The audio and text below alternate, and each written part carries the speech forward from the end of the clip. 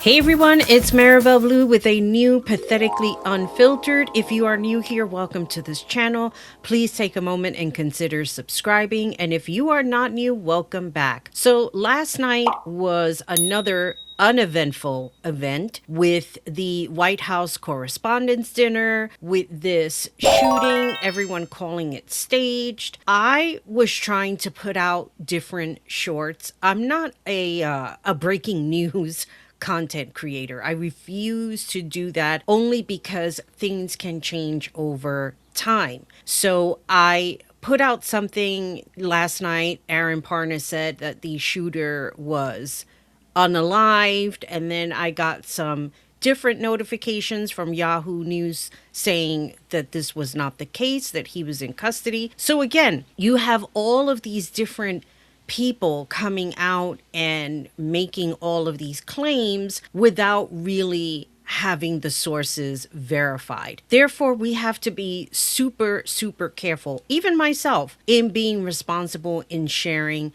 everything as it comes in. Brian Tyler Cohen was one of those people who was there, not at the actual event, but at the location.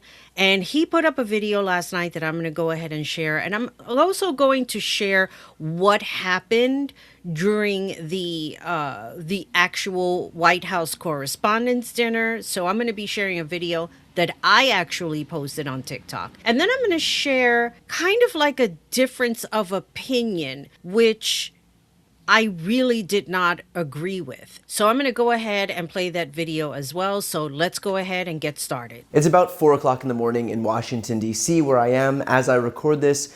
I've got a lot to say about the White House Correspondents' dinner, but before I do, I first want to direct your attention to how Trump has decided to spin the shooting that took place earlier this evening.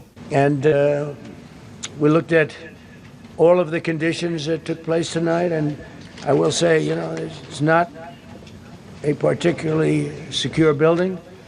And I didn't want to say this, but this is why we have to have all of the attributes of what we're planning at the White House. It's actually a larger room, and it's much more secure. It's drone-proof, it's bulletproof glass. We need the ballroom. That's why Secret Service, that's why the military are demanding it. They've won. Hence the reason why people would suspect this was a whole setup that occurred, so that he can use this and say, this is why we need the ballroom. And I know that everybody else is saying it. I'm basically preaching to the choir of what everybody has been chiming in. We all agree. I believe that Donald Trump does certain things to appease himself, not anybody else, not the American people, not the administration. The administration is only there to serve him, which is stupid because that's not how this country was built. Well, if we're going back to slavery days, yeah, that was what was going on until we acquired freedom, which doesn't seem to be free right now. The ballroom for 150 years for lots of different reasons, but today's a little bit different because today we need levels of security that probably nobody's ever seen before. Another miserable instance of gun violence, and Trump, the president, has decided to spin it as a way to curry support for his $400 million ballroom. In other words, there is actually a beneficiary to this disaster, and it's Trump's pet project. I should be surprised, but I'm not. I'm mostly just tired of seeing this self-important man who somehow manages to take the wrong lesson from literally everything.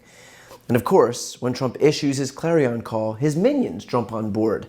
Libs of TikTok says, this is why we need Trump's ballroom. Meghan McCain, I don't want to hear one more fucking criticism of Trump's new ballroom at the White House.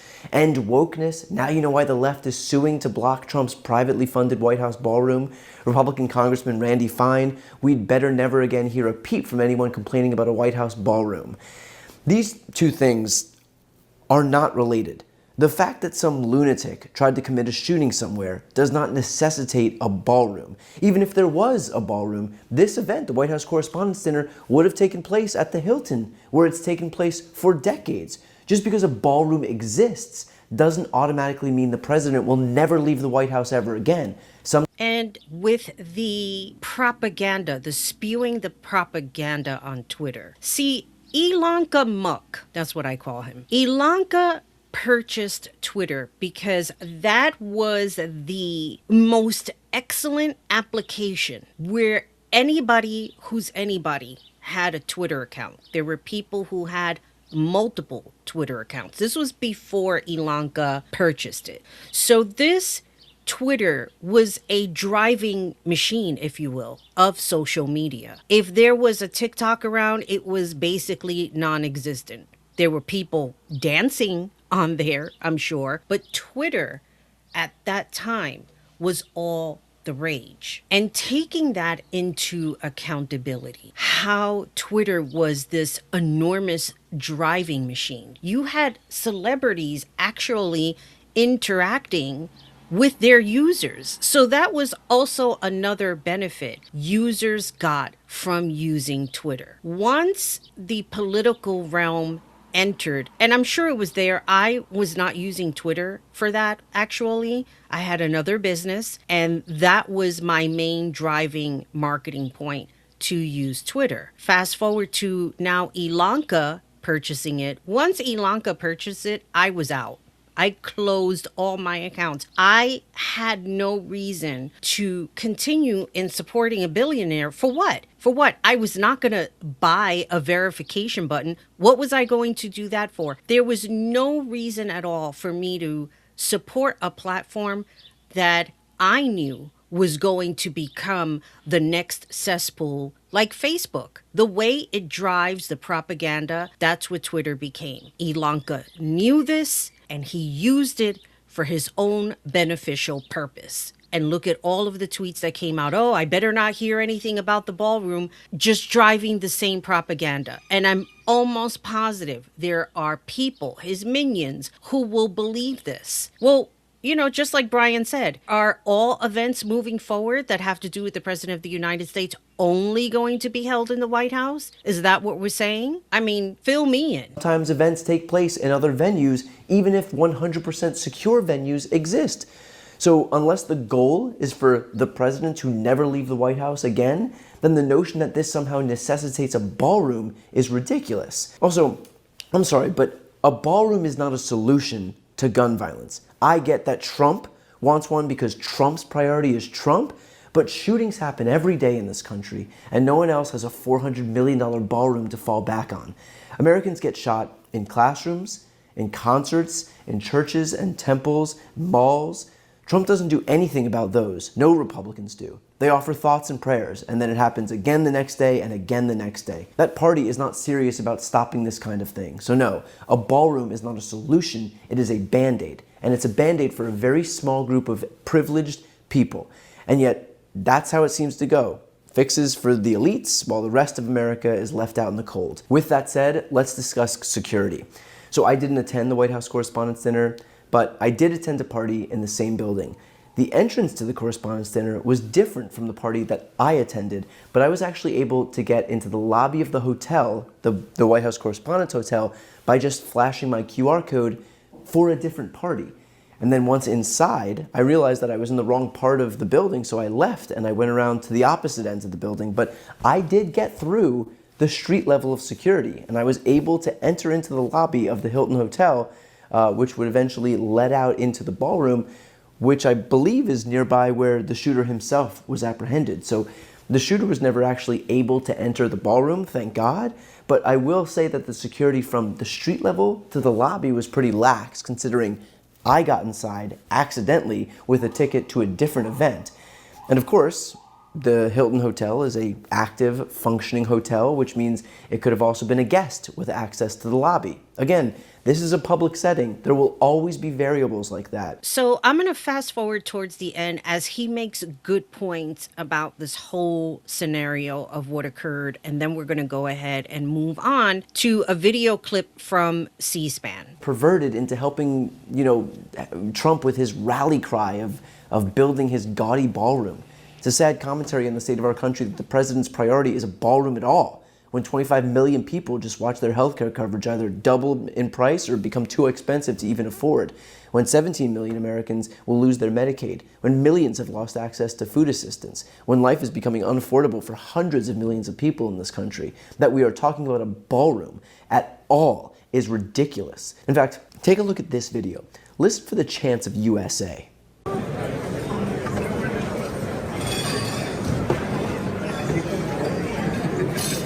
Yeah, they're okay. There's somebody with them. Yeah. You tell her to get my phone. God bless America! USA! USA! USA!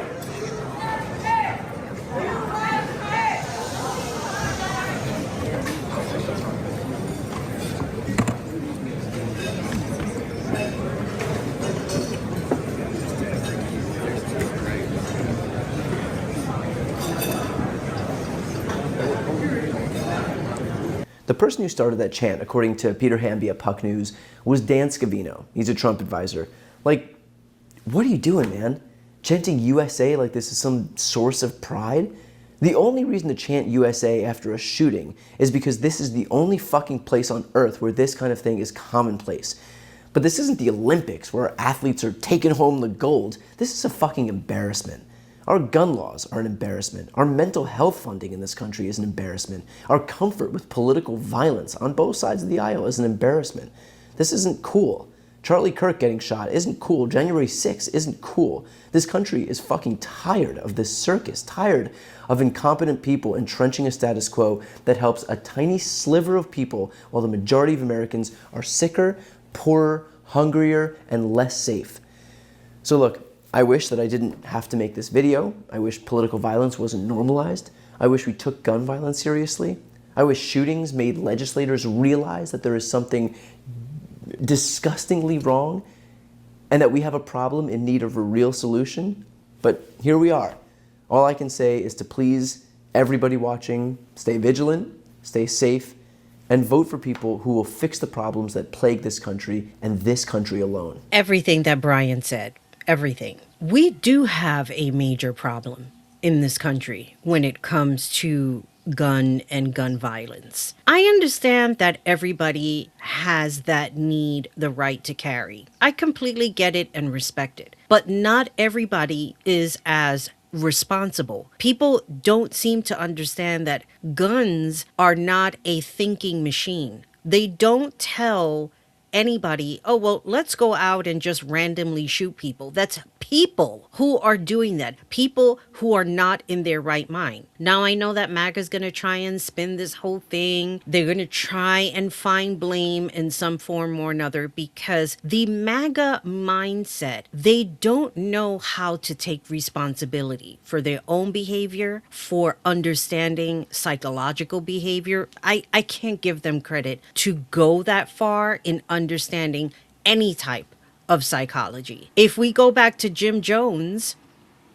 you know that was coming up. If we go back to Jim Jones, they will also not understand that psychology. They will go back and say it's not the same thing. And it is the same thing. So I'm going to go ahead and share this TikTok video I posted last night. According to this user on Threads, they made a comment that there were no fires, like you didn't hear anything. Now, it could be maybe the microphone just didn't capture it. I don't know. It's up to you. I'm not saying that the fires were set afterwards or inserted as a sound.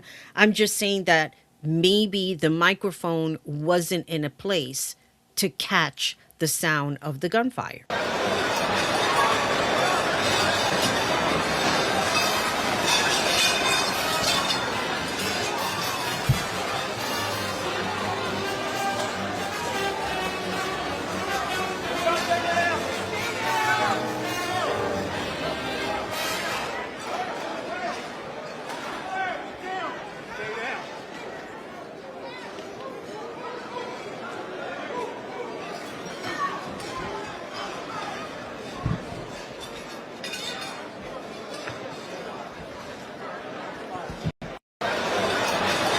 So here in this part, I'm just going to read it very quickly because it may just go away just as quickly.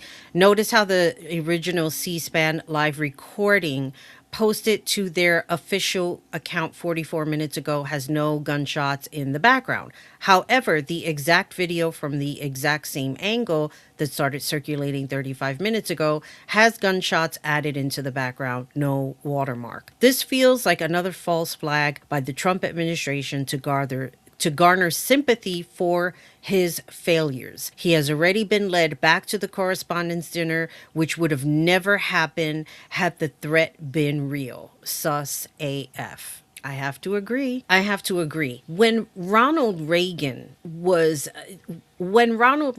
that attempt assassination happened, I can't recall if he was going in somewhere or he was leaving somewhere. I remember when it happened because I was a teenager when it happened. If he was going to an event and there was an attempted assassination on his life, once they got the all clear, he didn't go back.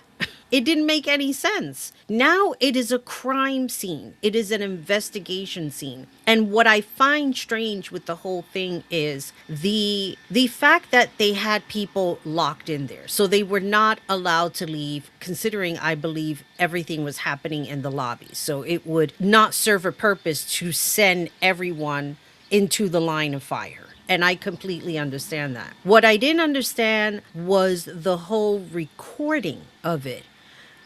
If I was in that position, I wouldn't stop to record anything. I would find a hiding spot wherever I could fit myself. If those couches were low enough that I know I could squeeze my body underneath there, I would do it.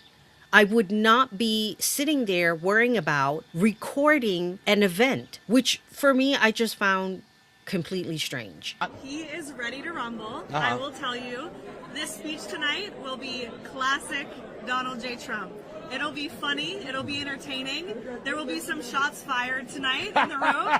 So everyone should tune in. It's going to be really great. I'm looking forward to hearing it. Now, I'm going to share this last clip with you, which I again said I don't agree with a lot of what they were saying. It was almost as if they were advocating for the recording. One thing that I'm disturbed by as we woke up this morning is seeing folks on the internet say that this was a false flag, that we are basically all in cahoots to say that this was staged. And I think as someone who, for all of us, who was in the room, who had to jump on the ground, who had to text our family and friends and tell them that we're okay, calling our moms, like so many people in this country have done for decades. To see people say those kinds of things, it is frustrating and it's disturbing. It shows the issues that we have to try and fix in this country. And I think nothing taught us anything better than the importance of journalists being on the ground, in the room for moments of historic significance than last night, us all dropping to the ground, like up and around, so that the American people get a firsthand account of what's happening in a room where the most powerful people, including the president and vice president of the United States, were at. I saw something that, the false flag, this was staged, is a big thing in MAGA world. But I'm hearing that on my social media pages from people on the left also thinking that this was staged, that this was a false flag, that this was something being done on purpose. And hearing you speak, Eugene, if it's coming from the right and it's coming from the left, these conspiracy theories, it says to me that there feels to be a lack of trust in this country. And empathy. And if people can't see that a room full of journalists ran out of the room, got in front of cameras, got on their platforms, telling people what happened in the room. If you cannot trust what we are telling you, I don't think that's an issue of journalism. That is an issue of American society. We're telling you that what happened last night was real. Everyone likes to be an armchair quarterback at the end of the day. Tons of people looking at videos wondering, oh, why was Kash Patel the last person to leave the ballroom? Did Secret Service mess up? Did they forget about him? No, actually, Ashley was sitting with him. She said his instincts were to stay, to be on the ground, play FBI director. He was operating bravely in that moment, actually. And very quickly, there is a connection between conspiracy theorizing and political violence. Statistically significant. Harvard Kennedy School has done a bunch of studies on this, most recently December 2024, after the November 2024 election. Again, it's statistically significant.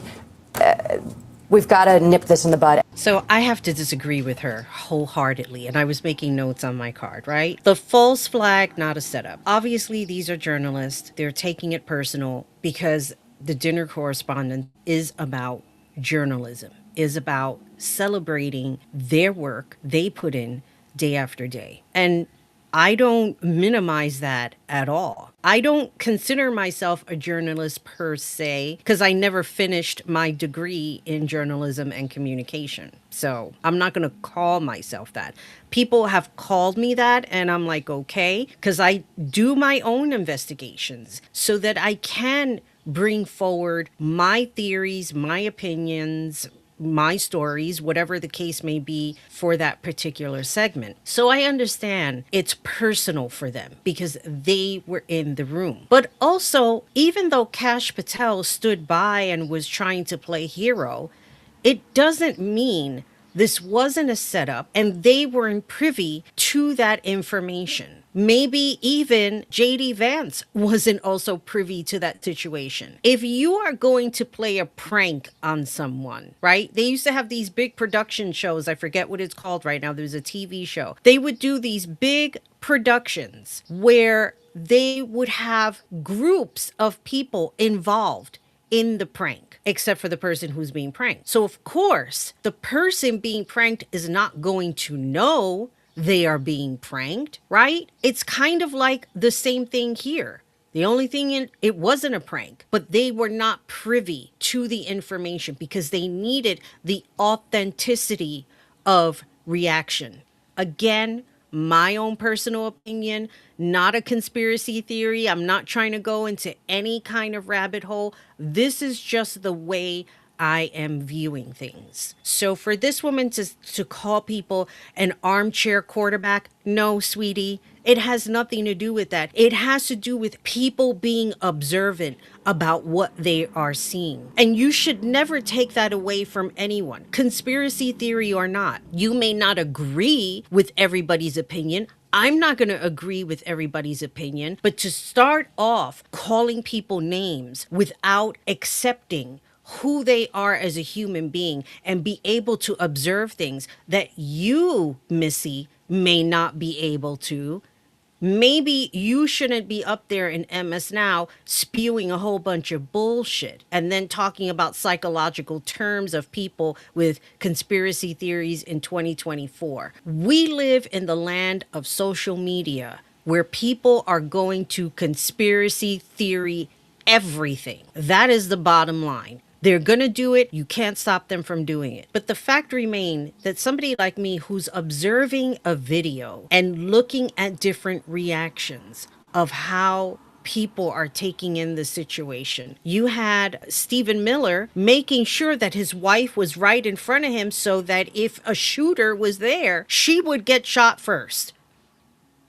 You think Stephen Miller cares about his wife? No, he's going to protect himself. And that's the way these pictures look. Pictures can speak 1,000 different stories. It's how they're going to view it. And because these are already terrible people, we cannot give them the benefit of the doubt. So with all that being said, this is Maribel Blue signing off. Let me know your thoughts in the comments. Real or staged. And as always, remember, be good to yourself, be good to each other, and most importantly, take care of you. Bye, everybody.